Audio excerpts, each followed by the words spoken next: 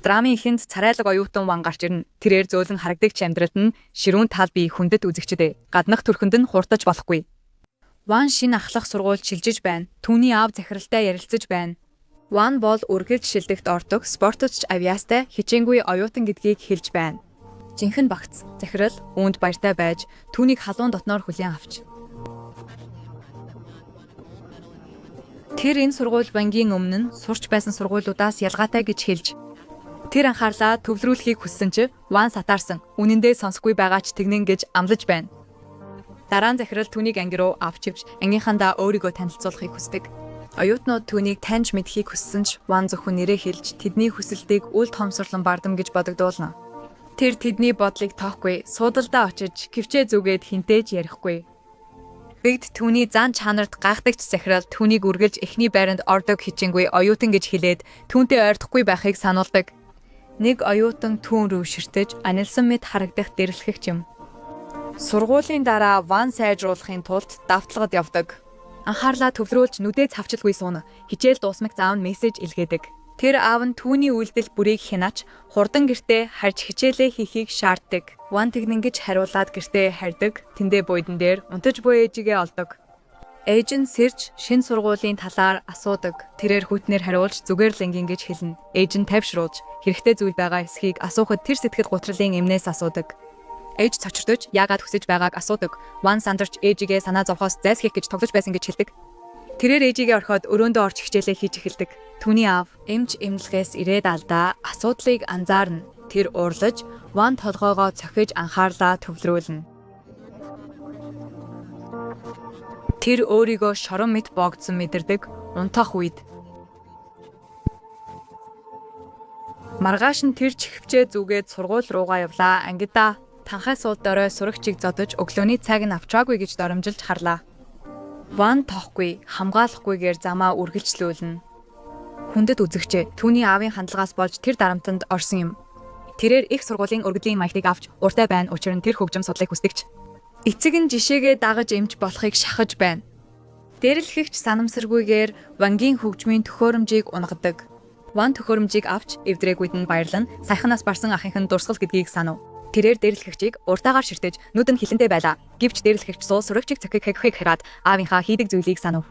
Тэр уурлаж дээрлэхэгчийг зогсоохыг хэлдэг. Сурагчид гайхаж зодтолдох гэж байна гэж бодно. Хичээлдээ шамдаг сурагч оролцож ажиглана.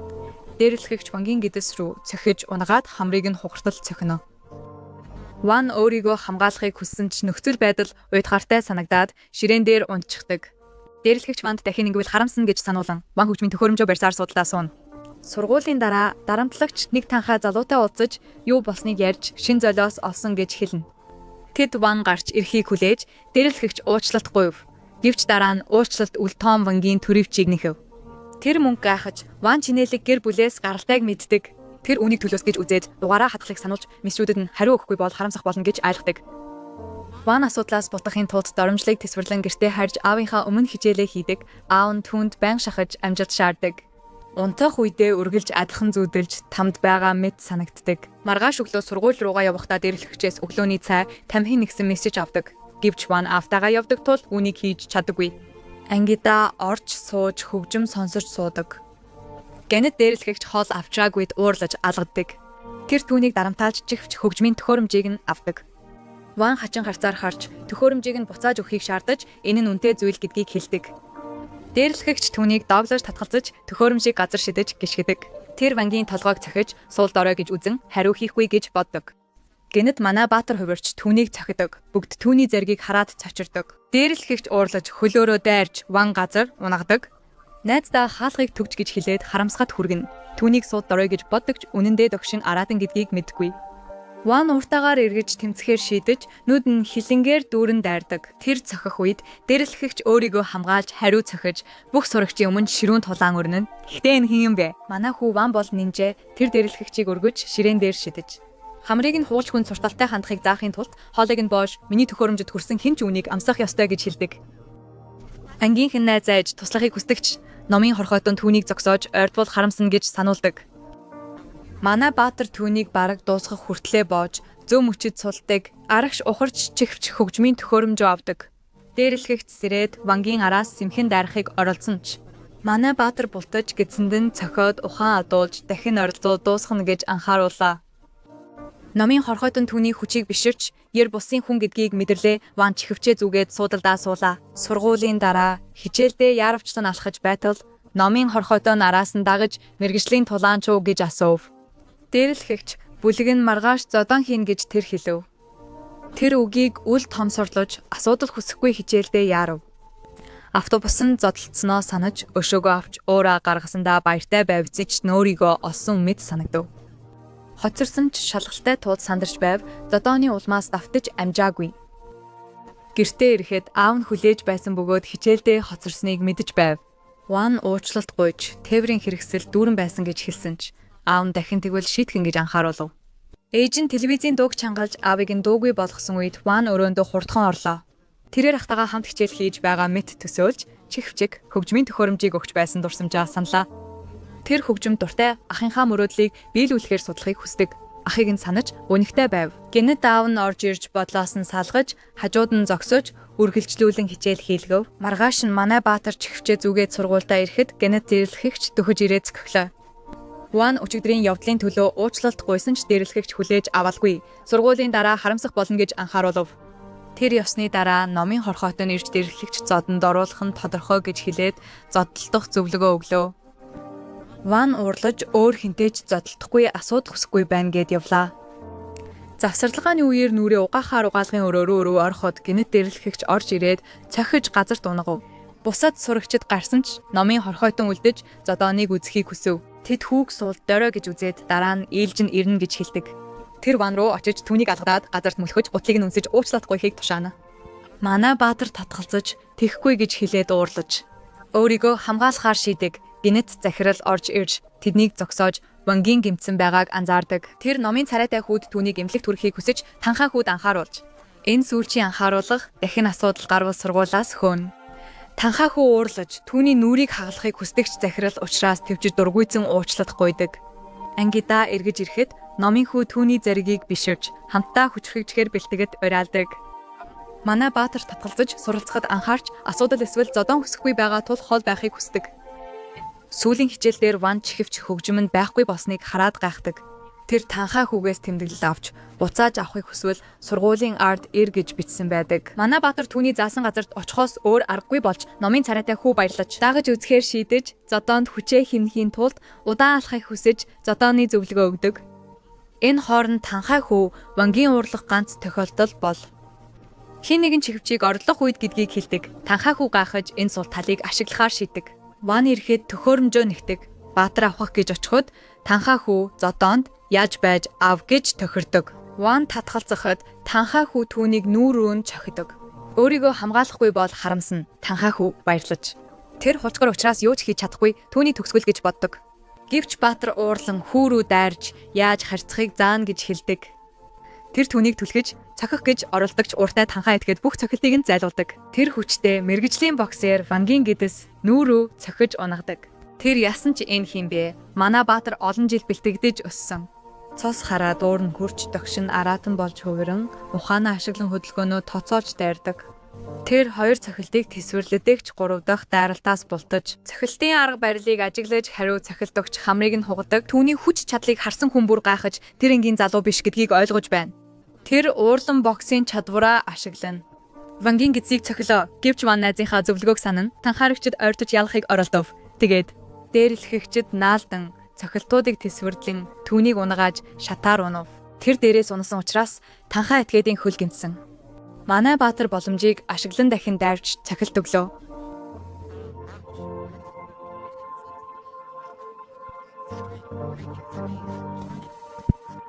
Тэр түүнийг ялж тулааныг өөрт ашигтайгаар дуусглаа. Хажууд байсан хүмүүс бүгд гайхаж хоцорлоо. Дээрлэхэгч Ван түүнийг дараагийн удаа ирнэ гэж айж уучлалт гуйв. Намайг хүүхэд гэж бодоорой гэж хэлээд чичирсэн гараараа чихвч хөгжим тоглуулагчийг буцаан өгч дахин ойртохгүйг амлав. Гэвч Баатар түүнийг тоолгүй чихвчээ зүгээд энэ л түүнийг тайвшруулдаг гэж мэдэрч явж одов тэр угаалгын өрөөнд орж нүрээ угаахад найз нь түүний зан чанарт гаасан байдалтай дагаж орлоо. Яагаад тэр үргэлж түүнийг дагаж дээрлэхэгчтэй тэмцэхийг дэмждгийг гайхаж Номын хүн би чамайг зодтолдох авьяастайг чинь мэдсэн. Тиймээс өөрийгөө хамгаалаасай гэж хүссэн. Гэнэт Вангийн аав түүнд гэртээ ирэхийг шаардсан мессеж ирдэг. Манай Баатар аавд харах вий гэж санаа зовж цус болсон хувцас солиход тусламж хүсдэг. Нэр зөвшөөрөөд чи одоо миний хамгийн сайн найз гэж хэлэн нүрийн шарахыг дадлах тос өгдөг. Ванг талархаж гэртээ орхосоо өмнө бүх тэмдгийг нуухын тулд тосыг хэрэглэдэг. Өрөөндөө орж унтаад дэрлэхэгчтэй тулалдаж өөрийгөө хамгаалж чадсандаа баяртай зүудэлдэг. Гэнэт ээж нь сэрээж нүүрэн гимцнийг анзаарах үед Ван сагсан бөмбөг цогсон гэж худал хэлдэг. Тэр аавтайгаа хооллож ээж нь түүнийг их хидэж байгаад гайхдаг ч хүчээ нөхөж байгааг нь анзаардаггүй. Аав нь ангаахын сургуульд орохын тулд хичээхийг хүсдэг. Ванг тайвшруулж амлаадаг. Дараа өдөр нь сургуульдаа очиж онгоцыг харж чөлөөтэй хүсдэг. Энэ хооронд дэрлэхэгчийн удирдагч Ванг шиг суул сурагчид ялагдсан гэж зэмлэж гэмтсэн хөлийг нь бараг хугадаг. Тэр бусад дэрлэхэгчдийн дэргэд зогсоод тэдний нэр хүндийг унахсан. Вангаас өшөө авч нүрийг нь хугалахгүй бол бүлгээс хөөн гэж хэлдэг. Тэр мөчид манай Баатар сургуульдаа гарч явхад нэр түнтэй хамт явж хувцсыг нь угааж цусны толбыг арилгасан гэж хэлдэг. Тэд замдаа ярилцаж ойртож гэнэт дэрлэхэгч мотоциклоор хурдтай ирж Вангийг толгой руу цохидог. Тэр унааж гэмтэж цочирдож түргэн тусламж дуудахыг хүсдэг. Гэхдээ Ванг түүнийг зогсоож аав нь мэдчихэн гэдэг. Тэр босох гэж оролдоно. Гэхдээ толгой нэргэж ухаан алдаж унаадаг. Тэр үед ах нь нас барсан өдрийг зүудэлж түргэн тусламж ирж байгааг хардаг. Тэр эмнэлэгт сэрж нэрд хажууд нь сайн байгаад баяртай. Манай Баатар амрахыг хүсвч Ванг хичээлээ таслах вий гэж санаа зовж босхийг хичээдэг цэцэг их нь өмнө нь зогсож байдаг. Ээж нь гүйж ирж түүнийг тэврэн орон буцааж амрахыг хүсдэг. Аав нь юу болсон талаар асуухад Ван сандарч юу хэлэхээ мэдэхгүй байв. Нэрд оролцож автобусанд ухаан алдаж толгойгоо цогсон гэж худал хэлэв. Аав нь итгэлгүй сургуульд хэдэд орсныг лавлана. Нэрд 2 дугаар байранд орсон Вангийг амраахын тулд явахаар шийдэж баяртай. Ван аавыгаа айж уучлалт гуйдагч аав нь хэтэрхий хатуу тууд. Хурдан эдгэрээд гэртээ харж хичээлдээ шамд гэж хэлдэг. Ээж нь үгэнд нь уурлаж тайвширхаар гардагч том хүн нас барсан өдрийг түргэн тусламж ирсэн үеийг санаж тэд түүнийг аварч чадсангүй. Тэр залгаад уйлж байснаа бодлоо. Унах ядарч амьсгалж чадахгүй, өхлийг хүлээн зөвшөөрч чадахгүй байв. Танхаа этгээд дэрлэхэгч 2 эмнэлгийн гадна зогсоод Вангийн бие муудах вий гэж айж байв. Танхайрагч Вангийг шалгахаар шийдэж ээж нь ухаан алдсныг хараад зүгээр үү гэж асууна. Ээж нь хүүг сургуулийн хувцастай хараад найзан гэж бодож тайвширна. Тэр ойртож ирээд нүүрэн гимцнийг хараад чарчирч шарханд нь болт тавихыг зөвлөнө. Дээрэмчин сайхан сэтгэл нь хөдөлж гимшээд уучлалт гуйж явдаг. Дараа нь номын хүн дүүгээ эргэхэд дүү нэмлэгт хүнд комд байлаа. Тэр түүнтэй ярьж сэрхийг гуйж хамгаалан гэж амлаадаг. Хүндэт үзэгчээ түүнийг дээрл гуйж гимсэн гэдгийг бид мэддэг бөгөөд энэ нь нүдний шилтэй найз нь Вангийн хажууд байхын учир юм. Тэрээр Вангийн дүүг санагдуулдаг тул адилхан зовхыг хүсдэггүй. Шүн манай Баатар эмнэлгээс гарч гэртээ ирнэ. Ээж нь түүнтэй ярихыг оролдоно. Юу, босныг асуухад тэрээр санаан зовхоос зайлсхийж өөрийгөө зүгээр гэж тайвшруулан. Ээж нь санаа зовж дэрэлхүүлж байгаа эсхийг асуугаад сургуулиас нь шилжүүлэхийг санал болгодог чид татгалзаж өрөөндөө орж хичээлээ хийдэг. Эрдих шиг хичээлээ дуусгаад унтдаг чинуудаа мөрөөдлөө биелүүлэхээр шийддэг. Маргааш сургуульдаа ирэхэд гадна дээрэмчин хүлээж байгааг хардаг. Тэр зодтолдохыг хүссэн ч өнөөдөр амрах хэрэгтэй гэж хэлээд хийсэндээ уушлалт гуйж гахдаг. Ван түүнд зодтолдохгүй гэж амлахыг шаардаж дээрэмчин зөвшөөрдөг. Гэвч дараа нь дээрлэхэгчийн толгойлогч болсон явдлыг мэдээд уурлан дээрэмчнийг аймхаа гэж дуудаад Вантай зодтолдохоор шийддэг. Тэр анги руу ороод түүний талаар асуухад дээрлэхэгч зааж өгдөг. Тэр төхөж ирээд ярихыг хүсэж байгаа ч чихвч зүүсэн байгаад гахаж түүнийг аахгүй байна гэж бодоод цохоор шийдэг. Нэрд орж ирээд анги дотор зодтолдох юм бол захиралд хилэн тэгээд хөөгдөн гэдгийг сануулдаг. Удирдагч уурлана. Энэ асуудлыг үүсгэсэн гэж дэрлэхэгчийг цохиж Ван дээвэр дээр уулзъя гэдэг. Завсарлагаар манай Баатар уулзахаар очиход удирдагч хийсэн зүйлдээ уучлалт гуйхыг хүсдэг. Тэр татгалзна гэж бодсон ч Ван уучлалт хүсэж асуудал гаргахыг хүсэхгүй гэдэг. Удирдагч түүнийг үүнийгээ харамсах болно гэж шийдэж дээрэмчнийг дуудаж түүнд саваа өгөөд Ванг цохиж нүрийг нь хэмлэхийг хүсдэг. Дээрэмчин дахин зодтолдохгүй гэж амласан тул татгалздаг. Удирдагч тушаалыг нь зөрчиж уурлаж түүн рүү дайрч түүнд саваагаар цохиж хинч зогсоож чадахгүй гэж боддог. Гэнэт манай Баатар савааг гараараа отох гэж холд эсвэл харамсна гэж сануулдаг. Тэр бүр дуусахч магадгүй гэж хэлдэг. Нэрдээс хідэн хүчтэй хүн үлдсэн талаар асуудаг. Нэр түүнд 2 хүн хүчтэй гэж хэлэхэд Баатар сургуулийг дээрлэхэгчдээс чөлөөлөхөөр шийдэг. Тэр удирдагчийг байрж цохиж савааг нь хайдаг. Дээрлэхэгчдийн бүлэг зоригтой байдлаас чочирдог. Нэгэн цохоор оролцохыг хүсдэг. Удирдагч нь түүнийг зогсоож би түүнтэй зугаацъя гэж хэлв. Түүнийг сул дорой гэж боддогч гар нь хэрцгий мэддэггүй. Ван тулааны ур чадвараа ашиглан түүнтэй тулдаж хөлөөрөө цохиж газарт унагадаг. Удирдагч нь тулаан туршлагатай саваагаа эрд мэд ашиглана. Түүний биеийг хүчтэй хурдан цохилтоор довтолж байв. Харамсалтай нь түүнийг унагаад ойртож ирээд хоолойг нь боож харамсахыг нь хүсэж дуусахыг оролдож байв. Вангийн толгой эргэж бүх зүйл дуусах мэт санагдсан ч гэнт дэрэмчин зөв цагт оролцож тусламжийн хариу даварч удирдагчийг цохиж холдуулсан. Дээрлэхэгчд гайхаж удирдагчийг дуусгах гэж түүнийг барьдагч манай Баатар сэрж тэмцлээ үргэлжлүүлэхээр шийддэг. Тэр удирдагчийн цохилтуудыг хаахын тулд ухаанаа ашиглаж тулалдах хэм маягийг шинжилэн хөдөлгөөнийг нь таамагладаг. Тэр савааг шүүрч газар хаяж саваагүйгээр хүчгүйг харуулдаг. Тэр хэлэхдээ би царайлаг залуу гэхдээ үндэ зодоонд маш ширүүн. Тэр дайрч хүчтэй цохилт өглөө. Бам бау. Зогс хаана өвдөж байна вэ? Түүнийг шидэж муудыг нь хугч дахин ашиглах боломжгүй болгов. Хэн нэгнийг дээрлэхгүй дуусгана гэж анхааруулаа. Удирдагч босож чадахгүй ялагдлаа хүлээн зөвшөөрн ухаан алдана. Бүлгийн гишүүд уурлан манай Баатрыг цохихыг хүсэгч номын нөхөр нь удирдагч ялагдсан гэж зогсооно. Ван тэнгэр өөд харж анх удаа чөлөөдөө мэдэрч нүрээ угааж сэргээд үргэлжлүүлэн хичээлээ хийхээр явна. Нэрд Вангийн хийсэн зүйлд гайхаж танхаа этгээдийг орхисон гэмтэтгээдийг анзаарч түүнийг дахиж таних хүсэхгүй байгаагаа хэлв. Удирдагч сэрээд хүчтэй сурагчаас тусламж хүсэхээр шийднэ. Мэргэжлийн тулаанч хөгжмийн өрөөнд очиход найз нь нинж төгдөр хуурч болох нь илэрдэг. Хэдийгээр богнох нь сууд орой харагдагч тэр нинж удирдагч түүнээс айдаг. Шин сурагчид ялагдсанаа хэлж хариуцлага биелүүлээгүйдээ уучлалт гуйж тулалдахыг хүссэн. Тэр үед Ван анги руугаа буцаж ирэхдээ хөл нь өвдөж байгааг мэдэрсэн. Гэнэт нинзээ сурагч гарч ирж түүнд анги руу тусалж Ван түүнд талархаж гэвч нинзээ жуус авах мөнгөйсэн. Ван түүнд мөнгө өгч нинзээ баярлаж түүнийг орхин явсан. Ван түүний зан чанарт гайхсан. Сургуулийн дараа тэр хичээлдээ явж тесттэй байсан ч удирдагчтай тулалдаж байснаа санаж сайн шийдэж чадахгүй үр дүн гарч ирэхэд тэг авсан. Багш түүн рүү хашгирч Ван уучлалт гуйсан. Тэр гарч явхад нинжээ дээрлэхэгчд түүнийг хүлээж тэд түүнийг алахыг хүсэж байна. Тэр чихвчээ авч бэлэн байна гэж хэлсэн ч нинзээ түүний үгэнд инээж хэрвээ би тулалдвал чи дахиж алахгүй гэж хэлээд хүч чадлаа үзүүлэхээр шийдсэн. Гэнэт аав нь машинаар ирж Ван түүнтэй явхад хүрсэн. Тэр замдаа чимээгүй байж аав нь түүнд асуудлаас хол байж хичээлдээ анхаарахыг хүссэн. Маргааш хамтдаа шинэ хийл авах гэж явах болно гэж хэлсэн. Дэлгүүрт эзэн нь ахынхын талаар асууж аав нь уурлаж Хокинс түүнд нас барсан гэж хэлхийг хүсээгүй. Америк данаага ухаан судалж байгаа гэж хэлсэн. Гэртээ ирээд Вангийн хажууд зогсож хичээл хийхийг шахсан. Ван унтах гэж оролдох үедээ адалхан зүүдэлсэн. Маргааш нь сургуультай очоод нинзээ болон түүний бүлэг өчигдөр түүнтэй тулалдахыг хүссэн гэж хэлсэн. Биеийн сайжирч хүчээ бүрэн авах хүртэл тэднээс хол байхыг хүссэн. Ван зөвшөөрсөн ч тэднийг ангид олсон. Түүний хүч чадлыг үнэлж бүлэгтэй эсхийг санал болгосон. Ингэснээр хинч дээрлэхэхгүй. Ван татгалзаж нинзээ уурлаж өөрийн мөнгөөр авсан пепсигээ түүн рүү шидэж лонхоор цохино. Ван түүнийг алах, нүрийг нь химлэхийг хүсдэгч нүдний шилт найз нь 2 хоног хүлээхийг зөвлөгөг. Сургуулийн дараа Ван Афтагаа хамт явхад өвөөгийнх нь төрсөн өдөр болохыг мэднэ. Тэд хамтдаа хооллож, өвөө нь сурлагаа асууж, хуучин сургууль руугаа шилжүүлэхийг хүсдэг. Ван татгалздаг ахыг нь санагдуулдаг. Үдийн хоолны дараа өвөө нь түүнтэй ярилцаж, лимонад ууж, аавынхаа үгийг сонсохыг зөвлөж, ах шигээ хөв тавилангүй байхыг хүсдэг. Ван уурлаж, ах нь өмнө нь зогсож байгаа мэт төсөөлж, түүн рүү алхаж, усан сан руу унадаг. Аав нь өөрийгөө хорлох вэ гэж айж түүнийг аврахаар үсрэн ээж нь өвөөг нь арах уухад хүргэсэн гэж загнана.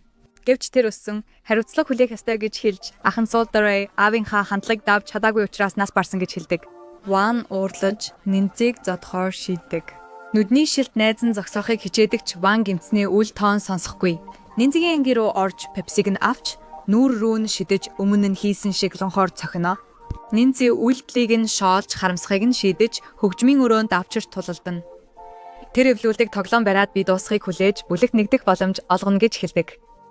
Ван дуусах хүртэл зогсож нинзи айхгүй байгааг нь ойлгож инээж хүч чадлаа батлахыг шийддэг. Тэр дайрч тэд тулалдана. Ван цохихыг оролдог.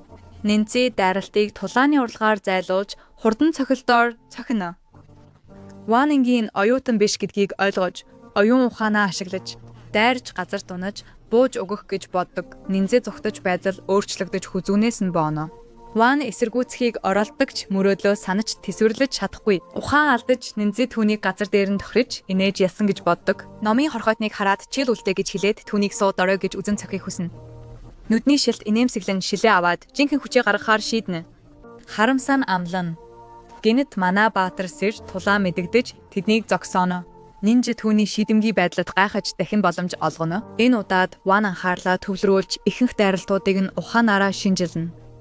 Тэр цохиг дайрна гэхдээ Нинжи хурдан. Цохилтыг зайлуулж унагаад дахин бомлохыг оролдож бууж өгч нэтхийг шаардаж үгүй бол алах гэж сүрдүүлдэг.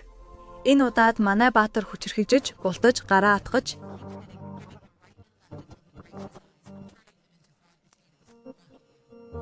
Нинжигийн найз ялагдахаас нь өмнө аврахаар шийдэв. Гэвч нүдний шил түүнийг зогсоож өшөглөөд холдуулан Ван гахаж түүнийг хүчтэйг ойлгоно харин нүдний шил хараад сур гэж хэлнэ. Тэр дээрлэхэгчтэй тулалдаж эхэлнэ. Тэр хурдан цохилтуудаар дайрч бид түүнийг кунг-фу чадвартайг мэдэв. Бом, пау, хаан өвдөж байна. Дарамтлагч би жаахан хүүхэд гэж хэлэхэд нүдний шилт хариулав. Чи өөрөө өвнийг өмнө хийсэн одоо биш худалчдаг илчилж хөлөөр нь цохиж нисгэж өмнө нь зогсож чи энэ ертөнцөөс ямар нэг зүйлийг авсан гэж хэлсэн. Энийг ав. Түүнийг ялах. Болсон явдал бүгд чочдож гимтэж цус алдсан ч Нинзи сэрж. Инээж өшөө авахыг амлаж Ванг руу дайрч газар дуунаж гидзийг нь цохино. Ванг өөрийгөө хамгаалахыг хичээж байгаа ч Нинзи хурдан ард нь эргэж газар дуунаж гараас нь байрж түүнийг тулаанаас гаргахын тулд хугалахыг шийднэ. Ванг өвдөж байгаа ч хүчээ цуглуулж Нинзиг өргөж тодгойг цохиж ясыг хугалж нууц мэхий ашиглахаар шийднэ. Гүйн агаар төсрөн хөлөөрөө цохиж шиднэ. Тэр ойртож хүзүүнээс нь барьж ухаан алдаж унтлан боож тулаанд ялна. Тэр бузар хүүгийн бүлэгт ойртож дахин дэрлэхвэл тэднийг дуусгана гэж сануулна. Нэрт түүний үгэнд баярлаж түүнийг авч явж хинч дахин ойртохгүй гэж хэлнэ. Гэвч Манай Баатар асуудал дуусаагүй гэж мэдэрнэ. Маргааш нь тэр гүйж хүчээ нэмэхээр бэлтгэлээ эхлэн. Нинжтэй тулалдаанаа бодож хөдөлгөөнүүдийг дуурайхыг хичээнэ. Хичээл дээр анхааралгүй багш нь анзаарч түүн рүү хашгирн цохих гэж ойртож ирнэ. Энэ хинбэ? Баатар түүний гарыг барьж дахин тэгвэл ясыг нь хуглан гэж анхааруулна. Багш аж өөрчлөгдсөн зан чанарт нь гайхаж аавд нь хэлэхээр шийднэ. Ван гэртээ ирэхэд аав нь хашгирн цохихыг хүсэж байгаа ч буцаж багшид уучлалт гуйж хичээлдээ анхаарч дахин тэхгүй байхыг хүснэ. Түүнийг хичээлээ хийхээр орхиж чихвчээ зүүж дуу сонсно. Маргааш нэрдээ уулзаж асуудал дуусаагүй хэлж хорон санаатнуудыг ялахын тулд хамтрахыг санал болгоно. Сургуулийн лабораторид сурагчдыг зовоож зугаа цэнгэлд зориулж бичлэг хийж буй сэтгцийн өвчтөе сурагчийн бичлэгийг үзүүлнэ. Түүнд болон бусад муу санаатнуудад шийтгэл өгөхөд туслахыг хүснэ. Явахын өмнө нэгэн оюутан түүн рүү дуудав. Жүүс өгч дахиж хинж дээрлэхгүйд нь баярлав. Ван баярлаж өөрийгөө Баатар мэт төсөөлөн нүдний шилдэнд хариулахыг амлаад явлаа. Шүн аав нь түүнийг бүх хүн дуулж байгаа концерт руу авч явлаа. Тэр гайхшин сэтгэл мэдрэлийн оюутан хүмүүстэй илдэг харьцаж гар барихыг хүсэж байв. Ван татгалзаж хүмүүсийн өмнө ямар бузар зүйлс хийдгийг би мэднэ гэж хэлв. Энэ надад нөлөөлөхгүй. Аав нь гайхаж оюутнаас уучлалт гуйж түүнийг авч явлаа. Баатар үнэн хэлхийг хичээсэн ч аав итгэсэнгүй. Цуу яриа гэж үзээд анагаахын сургуульдаа анхаарлаа хандуулж бусдтай хамаагүй гэж хэлв. Ван татгалзаж ах шигэ болохгүй тулд өөрийн сонирхсан зүйлээ сурах болно гэв. Аав нуурлаж түүнийг алгадаад явахыг тушаав. Ван ганцаараа зогсож гимшиж ахынхаа дээрх дарамтанд орж тэр анагаахын сургуульд орсны дараа дааж чадалгүй ниссэн. Нүдний шилдэнтэй уулзаж сэтгэл мэдрэлийн оюутнаас өшөө авахд туслахыг хүсв. Маргааш нь сэтгэл мэдрэлийн оюутан найзуудаагаа ядуу оюутныг дээрлэж байгааг бид харна. Түүнийг угаалгын өрөөнд цохиж дээвэр дээр гарч нисхийг хүссэн ч айсандаа ганцаараа уйлж юу хийхээ мэдэхгүй сууна. Сэтгэл мэдрэлийн оюутан харж хөгжилдөж найзуудтайгаа цохиж инээж хинж зогсохгүй. Гэнт Ван болон нүдний шилтэн маск зүүж хэн болохыг нь мэдэхгүй байж сэтгэл мэдрэлийн оюутан найзуудын өмнө итгэлтэйгээр зогсож тэдний төгсгөд ойртож байна гэж хэлв. Сэтгэл мэдрэлийн оюутан тэднийг шоолж та хоёр бид олон ямар тоо вэ гэж хэлв. Тэр найзуудаа барихыг хүсэж тэднийг зөөлөн хүүхдүүд гэж бодож дөгшин араатнууд гэдгийг мэдэхгүй байна. Тэд агаар дүүлэн бузар хөвгүүдийг цохиж Баатар оюутантай нүур тулан тэмцэхээр шийдлээ. Дайрахыг оролцсон ч психо бүхийн хүчрхэг байдалд гайхна.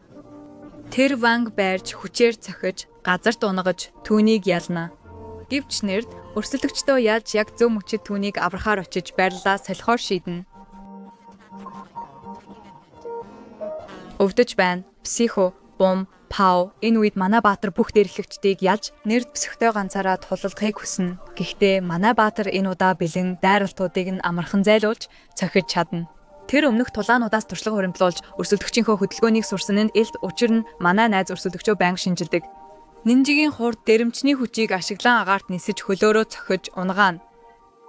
Психо түүний хүч чадалд гайхаж, бууж өгч, ялагдлаа хүлээн зөвшөөрч, уучлалтгүй байна. Манай баатруу түүний гэмт хэрэгтэнд шийтгэж, ядуу оюутнаас уучлалт гуйж буй бичлэгийг хийж өшөөгөө авахыг хүснэ. Оюутан түүнийг орхиж чадахгүй, нэг өшөглөөд нүрийг нь хагалж манай баатрууд баярлаж, психог сүрдүүлнэ. Хэрв тэр дахин оюутныг оролдвол бичлэгийг тарааж сургуульд мэдэгдэнэ. Тэд түүнийг орхиж, даалгаврын амжилтыг тэмдэглэж, хошигнон инээдэж, ойртож байна. Ван хичээлдээ явхаар хувцас сольж, эмнэлэгт байгаа ах дээрээ очиж, психологийн бичлэгийг үзүүлээд дээрлэхэгчдээс өшөө авна гэж амлана. Дараагийн өдөр хичээлдээр шалгалцтай Ван бүх асуултыг шийдэж төрүүлж гарна. Нэр түүнтэй уулзаад шин дайснаа дарах хэрэгтэй гэхэд манай баатар баярлан бэлэн гэв. Тэр явхдаа дээрлэхэгчийг бүлэгтээ эргүүлж авахыг анзаарна. Тэр түүнд ойртохгүйг сануулж харамсан гэж хэлнэ. Дээрлэхэгч айж уучлалт гуйгаад явна. Тэр мөчид хуучин сургуулаасаа шилжиж ирсэн нууцлаг оюутан сургуульд ирнэ. Захирал түүнд асуудал додоонд орохгүй байхыг сануулж, стигвэс 4 сурагч шиг хөөгдөн гэв. Нууцлаг сурагч үүнийг амлаж анги руу орлоо. Гэвч санасаргүйгээр нинжигийн суудалд суув. Мөнгө нэхэхэд нууцлаг сурагч түүнд мөнгө өглөө. Нинжи түүнийг айхгүй байгааг анзаарч дайрахыг оролдсон ч нууцлаг сурагч амархан бултаж. Түлхэж газарт унгаад асуудал хүсэхгүй байгаа тул хол байхыг хүсэв. Түүний хүч чадалд гаасан нинжи түүнийг дийлэхгүйгээ мэдээд манай баатар Вантай зодтолдуулахыг шийжээ. Тэрээр дээрлэхэгчийг явуулж нууцлаг сурагч сургуулийг хянахаар зодтолдож байна гэж хэлжээ. Ван түүнд итгэж нууцлаг сурагчтай зодтолдохоор шийдэж түүнийг дээвэр дээр хөнөөхөөр завдав. Дайрахад нууцлаг сурагч бултаж зодтолдохоос татгалзсан учир нь тэр сайхан сэтгэлтэй. Ван уурлаж бараг тэсвэр алдах төгсөн ч яг тэр үед нүдний шилд ирж түүнийг зогсоож нууцлаг сурагчийг таньдаг нь тодорхой болов. Тэрээр уучлалт гуйж энэ бол буруу ойлголт гэдгийг хэлж уучлалт хүсэв. Нууцлаг сурагч зөвшөөрч асуудал хүсэхгүй байгаа тул түүнээс хол байхыг анхааруулад явлаа. Нүдний Вантай ярилцаач нууцлаг зодон чалдартай шорон шиг сургуульд сурч байсан гэв. Тэнд сурагчид гэмт хэрэгтнүүд захирал нь эренбэлдэг системтэй.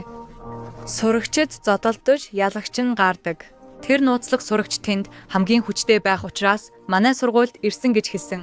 Ван гайхаж тэр сургуульд орж сурагчдтай зодтолдохыг сонирхов. Гэнэт тэд дуу сонсож нинжи болон дээрлэхэгчдийн бүлэг нууцлаг сурагчийг хөөж тусгаарлагдсан газар хүрэхийг харлаа. Нууцлаг сурагч тэднийг авчраад сүүлчийн удаа анхааруулж хоол байхгүй бол харамсан гэж хэлээ учир нь тэр асуудал хүсэхгүй. Нинжи итгэхгүй. Дайрагч нууцлаг оюутан бүх дайралтыг хаадаг. Түүнд цохилт өгч шугам татна хин нэгэн давбал нүрээ хагалуулна. Дээрлэхэгчд айсан ч нинжи өшөөлгүй. Найзуудтайгаа довтлохоор шийдлээ. Тэд нийлж дайрагч нууцлаг оюутан хурдан тулааны урлагч чадварлаг. Тэднийг хоромхон зуурт яаж газарт унгаж дахин хөдөлж чадахгүй болгож орхив. Тэр тэднийг орхиод явлаа. Ван гэртээ ирэхэд аав нь уртай хүлээж байлаа. Түүнд гар хүрхийг хүссэн ч ээж нь яг цагтаа ирж зогсоолоо. Дахин ингэхийг зөвшөөрөхгүй гэж хэлээд түүний хандлага хүмүүжлээс болж тэдний том хүү алдагдсан Вангийг адилхан зовхыг хүсэхгүй байна. Манай баатар түүний үгэнд баяртайж унтахтаа адилхан зүудэлдэг. Тэр яагаад гэдгийг нь ойлгоогүй ч гэнэт сэрээд шин даалгавраа хийхээр нүдтүү крүүгээ очихоор шийдэв. Тэр үед бид спортлог оюутнууд хоёр тарган оюутныг дээрлэхэж тэднийг цохиж мөнгийг нь авч охидоор бичдэг хийлгэж хувцас тайлахыг шаардаж байгааг харлаа. Гэнэт Ван нүдний шилтэн хоёр маск зүүж ирээд тэднийг харамсахаар тулалдахаар шийдэв. Тэд агаарт нисэн цохиж унгааж бам пүү. Хаана өвдөж байна? Ялах, хаглах хинц зогсоож чадахгүй. Тэднийг унгааж дахин хэнийг ч дээрлэхгүй гэж амлав. Бүгд тэдний хүч чадалтай ид гайхаж байтал спортын сурагчдын ахлагч гэнэт төмөр саваа шүүрч аваад Вангийн араас цохиж гарыг нь хугачгав. Манай баатар уурлаж харамсахыг нь шийдээд нүдэндээ уур хилтэйгээр дайрлаа. Тэр цохиж барьж нүрийг нь хагалж байсан ч аавынхаа хандлагыг саналаа. Тэр дахин хяналтаа алдаж түүнийг газар унгаад дуусгахыг хүсэж байна. Нэрд оролцож түүнийг алхаас нь өмнө зогсоож түүнийг аваад явна. Тэр өөрийгөө болон мэдрэлээ хянах хэрэгтэйг сануулв. Тэр тэдэнтэй адил гэмт хэрэгтэн болж тулалдаж буй хорон санаатнуудтай адилхан болно. Гэнэт номын хорхойтон эмнэлгээс дуудлага авч дүүн Камаас сэрсэн мэдлээ. Тэр дүү дээрээ очиж дүүгээ уйлж байгааг хараад сансан гэж хэлээд эдгэрэн гэж амлав. Тэр амархаар явсан ч үүнийг хийсэн дэрлэхэгчдийг санаж өшөө авах хэрэгтэй гэж шийдэв. Ван хичээлдээ ирэхэд оюутнууд дэрлэхэгчтэй тэмцэж буй баатруудын тухай ярьж байхыг сонсоод тэрээр өөрийгөө тэдний дунд домог баатар болсон гэдгээ мэдээд баяртай байж үүнийгээ үргэлжлүүлэхээр шийдэв. Гэртээ ирэхэд аав нь чихвч хөгжим тоглуулагчийг нь авахыг хүсэв. Тэр татгалцаад эдгээр нь ахын бэлэг гэв. Ах нь эдгээрийг зүүж сургууль шахалтаас зүгтөх гэж хэрэглэдэг байсан гэв. Түүнийг үхэлт нь буруутгах нь өөрийн хүссэн зүйлээ хийхийг гуйдаг. Тэр гэрээс гарч шин даалгаварт нүчтэй уулзсан том бүлгийн нууц байранд очино. Энэ удаа нүрдэд энэ бүлэглэл аюултай хүчрхэг гэмт хэрэгтнүүдээр дүүрэн гэж анхааруулна. Маска зүгээд ороход тэднийг хүлээж байгааг хараад гайхав. Энэ урх байжээ олон зэвсэгтэй дэрлэхэгчид тэднийг хүрээлж баатруудыг тулалдахаас өөр сонголтгүй болголоо.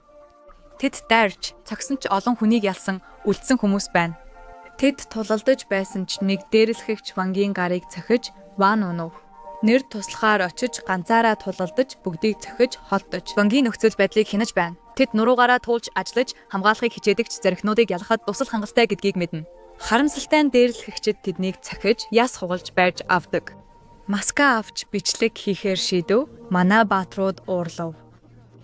Ван хүчээ дайчлан тэднийг цохиж сулаад тэмцэлд орж нүдний шилтэй гал унтраагчийг шүүрэн авч тэднийг айлгаж цонхны шилээ тохоогоороо хагалж Ванг аваад зогтлаа. Бүлэг тэднийг зам дээр хөөж манай баатрууд ядарч баригдах шахсан ч азар танхаа найз нь тэднийг олж хараад гүйж ирэн ардаа суухыг санал болгов. Тэд тэгээд зүгтэж баатартаа тэднийг аварсанд талархав. Аав нь түүнийг гэмцэн байх вэ гэж санаа зовж өнөө шөнө түүнийг хонхоор шидэв. Танхаа этгээд түүнийг боксийн заал руу дагуулж зодоон цохиноос хуул байлгав. Сурвалжлалтад төвлөрч зодон донтолт мэд сануулсан дасвал зүгтэж чадахгүй дээрлэхэгч болно гэсэн үг. Ван итгэж тэгнэн гэж амласан ч аав нь түүн рүү залгав. Тэр хариулсангүй найзындаа өнжин гэж мессеж бичээд санаа зовлтгүйгээд утсаа унтраав. Дээрлэхэгчид мафийн залуутай уулзаж түүнд бичлэгийг үзүүлээд Ван болон нүдний шилц залууг багтай баатрууд гэж хэлээд өшөө авч яс хугалахыг хүсдэг. Мафийн толгойлагч тэднийг хүүхдүүд гэж хоолж сургуулийг нь мэдээд явхаар шийдэв. Маргааш нь Ван зөвлөгөөг даган зодон хийхээс татгалзав. Хичээлдээ анхаарлаа хандуулж эхэлээ. Нэр уртай учир нь Вангаас өшөө авахд туслахыг хүсэж байлаа. Тэр мөчид мафийн толгойлагч сургуультад ирж хөгжмийн өрөөнд орж тэнд байсан сурагчийг амархан цохив. Нинжа түүний бүлэг түүнийг энгийн залуу гэж бодоод тулалдахаар шийдэв. Гэвч энэ хинбэ? Чи нинжа бол энэ мафийн толгойлагчийн нэмсэглэн цохив. Унгав нинжа уурлаж бүх хүчээрээ дайрж тэр залууг ядарсан ч тэр бол догшин араатан гэдгийг мэдсэнгүй. Мафийн толгойлагч халааснасаа гараа гаргалгүйгээр түүний бүх дайралтаас амжилттай бултаж цохиж хоол шидэв. Түүний ээлж ирэхэд тэр унааж нууц мэхий ашиглахад харамсалтай нь хөлөө хугалав. Бууж өгсөн ч цаашид цохиж инээж өршөөлгүй мангас гэдгээ харуулв. Манай баатрууд мэдээг сонсоод эсэргүүцэхээр шийдлээ. Нэр түүнийг хараад цочирдож ахыг нь зодсон хүн гэдгийг мэдэв. Ван тулалдахыг хүссэн ч нэр түүнийг зогсоож зоож ойртохгүй байхыг гуйж ахынхаа өшөөг авахын тулд өөрөө тулалдахаар шийдэв. Тэр нүдний шилээ авч бүх хүчээ ашиглан дайрж оролдов. Гэвч мафийн толгойлагч илүү хүчтэй инээж ойртон хөлөөрөө цохиж амархан унагав. Нэрд 3 жилийн өмнөх дурсамж буув. Тэр ах нь суул дорой байж дэрлэхэгчид бүлэгтээ эсэхийг санал болгосон. Гэвч тэр татгалцсан тулд тэд түүнийг илүү их зодсон гэсэн ч тэр болон ах нь хамтдаа инээж төгсөх хүртлээр хамт байхыг зөвшөөрөв. Гэвч нэгэн өдөр дэрлэхэгчид тэднийг дээвэр дээр шахаж нэрдийн мөнгийг булан авсан. Ах нь мөнгөгүй туул тэд зодсоор байв. Нэрд орхийг хүсээгүй ч. Ах нь зүгээр байх болно гэж тайвшруулж явахыг гуйв. Тусламж авахаар явсан ч буруутай мэд санагдсан. Хамгаалахаар буцаж ирэхэд хожимдож ирээд дээрлэхэгчид түүний ахыг барьж нисгэж гомд оруулж байгааг харсан. Түүнээс хойш нэрд хүчрхэг болж өшөө авахын тулд бэлтгэл хийсэн. Тэр дурсамжаасаа сэрч маф түүнийг суул дорой гэж дооглож хулчгар гэж өдөөн хатгсан. Нэрд уурлаж дайрч чагтахыг оролдсон ч маф байгалийн бус хүчээр илүү хүчтэй байсан.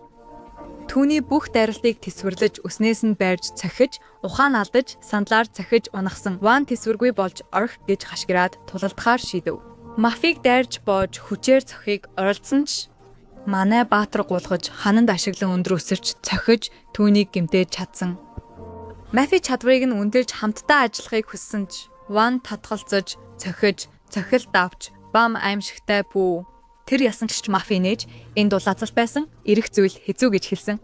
Тэр үнэнээр тулалдаж, цохилтуудыг нь зайлуулж, гар нь гимснийг анзаарч Сул талыг нь ашиглаж, дайрч, унгаж хүчтэй хурдан цохилтоор бүх биеийг нь цогсон. Манай баатар өвдөлдөөс хаш гэрч, мафи ойртож, нэрдийн өмнө гар дээр нь гიშгэж, ахад нь ийм зүйл хийсэн гэж хэлээд шил байрж, хөлөөхүүлж, хөдлөгөнгүй болгохоор шийдсэн. Ван айж энэ нь түүний төгсгөл гэж мэдэрсэн ч гэнэт нууцлаг сурагч зөв цагт ирж хол бай эстэгвээс харамсан гэж хэлсэн. Мафи түүнийг мэддэг нь тодорхой бөгөөд айж даруу хорч чихвч хөгжмийн төхөөрөмжийг авч Ван тэднийг буцааж авахыг хүсвэл бэлтгэл хийж түүнтэй тулгархыг хэлсэн. Тэр явж Ван зоож дурсамжийг санаж байна. Бид түүний аав ахыг нь адилхан ханддаг цохиж анагаахын сургуульд суралцахыг шахдаг байсныг мэднэ. Үүний улмаас ах нь галзуурч эхэлсэн. Нэг өдөр Ван унтаж байхад ах нь ухамсаргүйгээр ойртож боомлохыг оролдсон ч ухаан орж уучлалт гуйсан ч дордсон. Тэр өдөр бүр норимоглож Ванг цохиж Ван айж эхэлсэн. Ах нь анагаахын сургуульд дургүй тул ааваасаа гарахыг хүссэн. Аав зөвшөөрөөгүй түүнийг цогсон тул тэр нисгээр шийдэж Ван унтаж байх үед очиж чихвч өгч уучлалт гуйж хайртай гэдгээ хэлж цонхыг нээж ниссэн эрхэм үзэгчээ. Өөрийгөө эмнэлэгт байгааг мэдээд ааваасаа үүнийг хэн хийснийг шоронд хийхийг асууна. Тэр түүнд сэтгцийн өвчтөе оюутан дэрэмжтийг илгээсэн гэж хэлж мэдээлж болох эсхийг асууна. Аав нь итгэхгүй учир нь тэр баян гэр бүлээс гаралтай түүнийг сургуульд шилжүүлж Америк руу явуулахаар шийдсэн. Нэр түүнийг шалхаар ирж үүнийг учруулсандаа уучлалт гуйж өгшөөд хүсэж мафийнхнаас хол байхыг зөвлөж учир нь тэр аюултай дуусгаж чадна гэж хэлнэ. Гэвч Ван дуугүй. Шүн унтаж байхдаа ах нь ирж хамт явахыг санал болгож байна гэж төсөөлнө. Ван түүнийг дагаж алхахад ээж нь сэрж орондоо байхыг анзаарч сандорч эмнэлэгт хайж дээвэр дээр ахтайгаа нэгдэхийг хүсэж байгааг олж мэднэ. Тэр ухаан алдаж доош буухыг гуйж, үнийг хийхгүй байхыг гуйж, ахыг хамгаалж чадаагүйдээ уучлалт гуйж, аав нь дахин шахахгүй гэж амлана. Тэр ядарч, амьсгалж, баатар өвдөж байна. Тэр түүнийг тайвшруулан тэврээд эмнэлэгт хүргэж аав нь хүлээж байгааг мэдээд буцаж ирж сурахыг хүсдэг. Гэвч ээж нь татгалзаж хүүгээ сүйтгэхийг зөвшөөрөхгүй гэж хэлээд хүссэн зүйлээ хийхийг зөвшөөрнө. Маргааш нь нууцлаг сурагч сургуульдаа ирэхэд мафийнхан түүнийг хүлээж байгаад аав шиг нь зөөлөн гэж бодон булан шахна. Тэд олон хүнээрээ сүрдүүлнэ гэж бодсон ч ээжээсээ өвлөсөн супер хүчтэй араатан гэдгийг нь мдээгүй. Тэр тэднийг тусгаарлагдсан газар аваачиж зодоо нэхлүүлж бүгдийг нь цохиж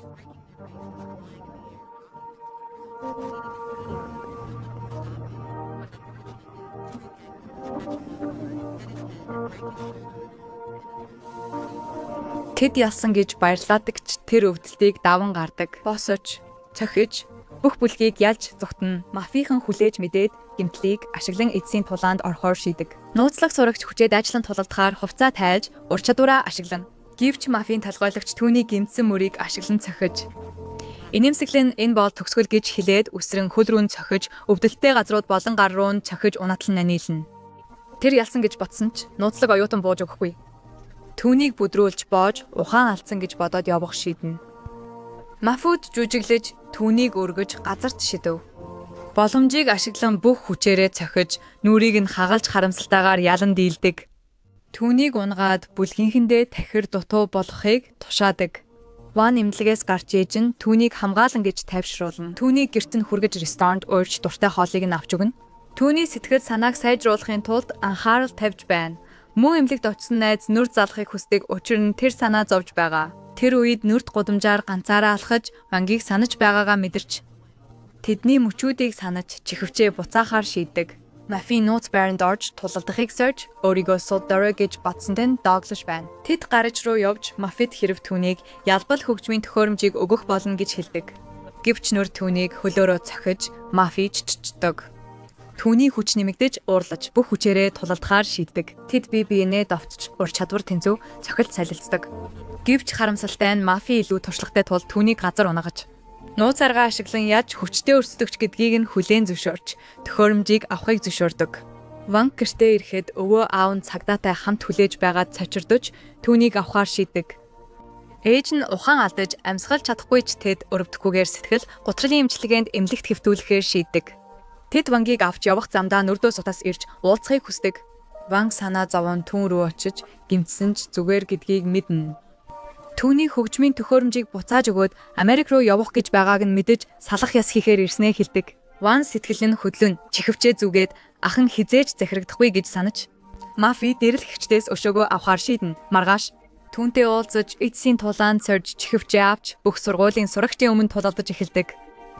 Эрдийнхөөрөө мафи илүү туршлагатай тул давмгайлдагч Ван бууж өгдөггүй. Тэр цохилт бүрт хүчрхэгшдэг. Мафийн шийдэмгий байдал хүч чадлыг хүлээн зөвшөөрдөгч довдог. Гэмтсэн гарыг нь ашиглан унгаж инээж дээр нь гიშгэж түүнийг зодтолдож чадахгүй болохыг хүсдэг. Сурагчид түүний чадварыг биширч айж хүндэтгэн нэрийг нь дуудаж байна.